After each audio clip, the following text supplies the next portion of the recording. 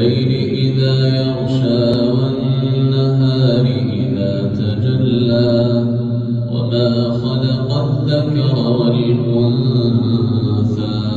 إن سعيكم لشتى فأما من أعطى واتقى وصدق بالحسنى فسنيسره لليسرى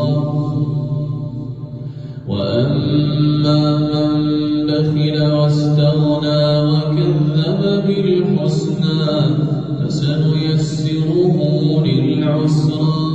وما يغني عنه ماله إذا تردى إن علينا للهدى وإن لنا للآخرة والأولى فأنذرتكم نارا تلظى لا يصلاها إلا الأشقى الذي كذب وتولى وسيجنبها الأتقى الذي يؤتي ماله يتزكى وما لأحد عنده من نعمة تجزى إلا ابتغاء